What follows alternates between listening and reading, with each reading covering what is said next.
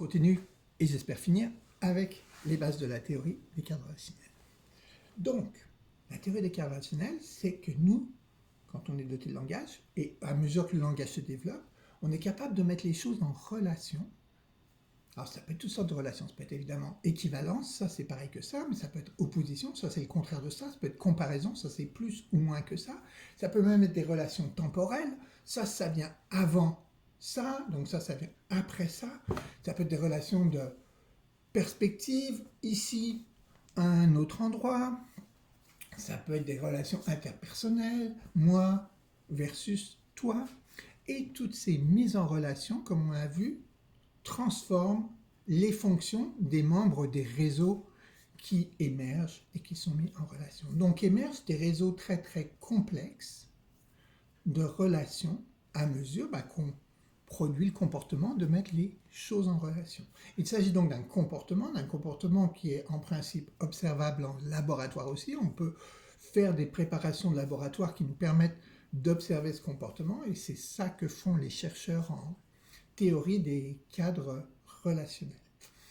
Et au final, des réseaux absolument énormes de mise en relation émergent, extrêmement complexes. On a vu dans la première vidéo que c'est un processus largement automatique et inconscient. Et de ces réseaux émergent deux réseaux principaux. Comment ces réseaux principaux émergent? Eh bien, ils émergent de la façon suivante. À force de mettre des choses en relation, on est capable de faire trois différences de perspectives qui sont centrales à notre capacité de pouvoir participer au jeu engagé avec les autres. La première, c'est faire la différence entre une différence spatiale, entre ici et là-bas. Si je ne suis pas capable de faire cette différence, je ne sais pas vraiment où je me trouve ou où se trouvent les gens qui me parlent non plus. La deuxième, c'est faire la différence entre maintenant et un autre moment, une différence temporelle. Si je ne suis pas capable de faire cette différence, je ne peux pas utiliser les verbes dans différents temps des verbes, ni comprendre quand on me parle de différents temps des verbes. Et la troisième différence de perspective, encore une fois, eh bien, c'est la différence interpersonnelle entre moi et toi, là-bas, qui me regarde. À force de mettre les choses en relation, on apprend ces trois différences, ces trois perspectives, et ces trois perspectives font émerger une perspective, une conscience de moi, ici et maintenant, qui demeure stable et permanente à travers le temps, à travers les espaces où je vais, parce que je peux me mettre à l'autre bout de la pièce et je serai toujours ici. Je peux y aller dans 5 minutes et ça sera toujours maintenant. Et puis je peux aussi prendre ta place physiquement, mais je serai toujours moi et tu seras toujours toi.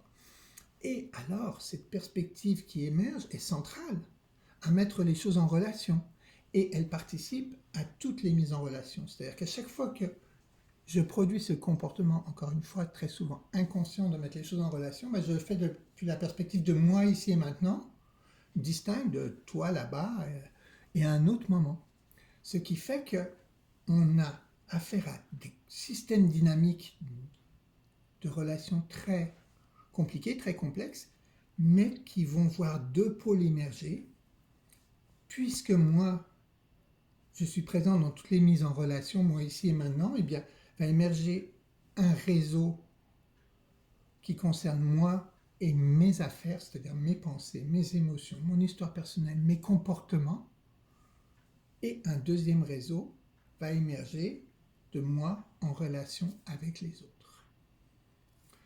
Alors, un exemple. Par exemple, je peux avoir un réseau qui va émerger, qui va être peut-être un peu problématique, comme par exemple, moi, mes pensées, mes émotions, mes souvenirs, mon histoire personnelle et mes comportements égale pas à la hauteur. Et ensuite, moi, en relation avec les autres, je vais être rejeté parce que je ne suis pas à la hauteur. Alors, ils sont parfois liés, pas toujours.